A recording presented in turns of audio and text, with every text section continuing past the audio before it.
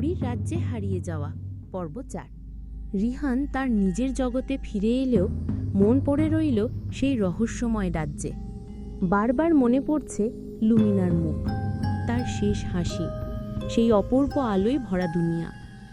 এক রাতে হঠাৎ জানালার পাশে নরম আলো ঝলমল করতে লাগলো। সেই আলোয় ধীরে ধীরে স্পষ্ট হয়ে উঠল ছোট্ট এক পরীর ছায়া। কে? বিস্মিত কণ্ঠে প্রশ্ন করল রিহান। আমি লুমিনা, মৃদু কণ্ঠে উত্তর এলো। তোমার সাহায্য দরকার।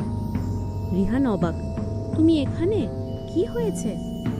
লুমিনার চোখে আতঙ্কের ছায়া। কালো পরী আরও শক্তিশালী হয়েছে। সে জাদুর পাথরের শক্তি চুরি করতে চায়। পাথরটা এখন তোমার জগতে। তুমি যদি কিছু না করো তাহলে দুই দুনিয়াই ধ্বংস হয়ে যাবে। রিহান শঙ্কিত হয়ে বলল, আমি তো পাথর লুকিয়ে রেখেছি। লুমিনা কাপা কণ্ঠে বলল, সে এখন তোমার স্বপ্নের জগতে ঢুকছে।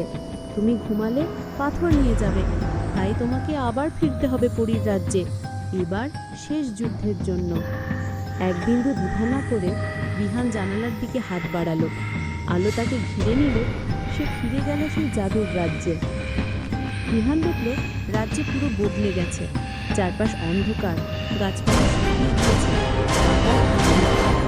লুমিনা বলল, কালো পরী পাথরের শক্তি চুষে নিচ্ছে। তাকে থামাতে হলে জাদুর ঢাল বানাতে হবে, কিন্তু তার জন্য 3টে জিনিস চাই। কি সেগুলো? জানতে চাইল রিহান। লুমিনা বলল, 1 সাদা আগুনের ফুল, 2 গোপন ঝর্ণার জল, 3 ভয়হীন হৃদয়ের রক্তবিন্দু। রিহান থমকে গেল। শেষটা কার? লুমিনা চুপ করে রইল। সে জানে শেষ উপাদান তার নিজের। সাদা আগুনের ফুল সংগ্রহ। পাহাড়ের গা বেয়ে তারা পৌঁছল আগুন ড্রাগনের গুহায়। ড্রাগন পাহারা দিচ্ছে সেই সাদা আগুনের ফুল। রিহান সাহস করে এগিয়ে বলল, আমার রাজ্য রক্ষা করতে হবে, দয়া করে আমাকে একটিমাত্র ফুল দাও। ড্রাগনটাকে কিছুক্ষণ দেখে বলল, সাবধান থেকো, কালো পরী তোমার জন্য অপেক্ষা করছে। তারপর একটি ফুল দিয়ে চলে গেল। গোপন ঝর্ণা। পরের গন্তব্য সেই গোপন ঝর্ণা, কিন্তু কালো পরীর ছায়া সেনারা পথ আটকে দিল। লুমিনা জাদু ছুড়ল আর রিহান তরবারি চালালো। অনেক কষ্টে তারা সব ছায়াকে হারিয়ে ঝর্ণার জল সংগ্রহ করল। ফেরার পথে হঠাৎ লুমিনা থেমে গেল। শেষ উপাদান, সেটা আমার রক্ত। শান্ত গলায় বলল লুমিনা। না, আমি তা নিতে পারি না, চিৎকার করল রিহান। লুমিনা মৃদু হেসে বলল, আমি পরীর রাজ্যের কন্যা, আমার দায়িত্ব এটা।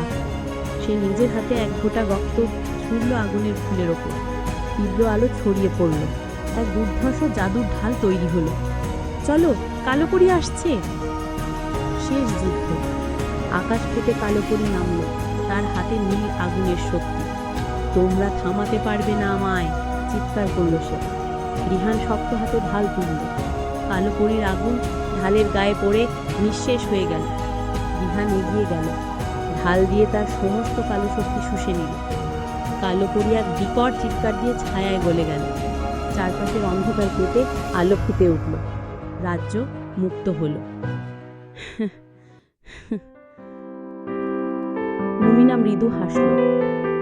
এবার তোমার জগতে ফিরে যাও রিহান, আমরা বাঁচলাম। আলোয় ঝলমল করে রিহান আবার নিজের ঘরে ফিরে এলো, কিন্তু এবার জানালার ধারে রূপালী পাথর পড়েছিল, সব প্রমাণ রেখে। রিহান জানত এই গল্প এখানেই শেষ নয়, নতুন কোনো রহস্য তাকে আবার ডাকবে। রহস্য কিন্তু এখানেই শেষ নয়, পর্ব 5-এ আরও চমক অপেক্ষা করছে। দেখতে হলে সাবস্ক্রাইব করো আর বেল আইকন টিপে রাখো। আর ভিডিওটা ভালো লাগলে একটা লাইক দিও। তুমি না দিলে কালো পরী কিন্তু খুশি হবে না।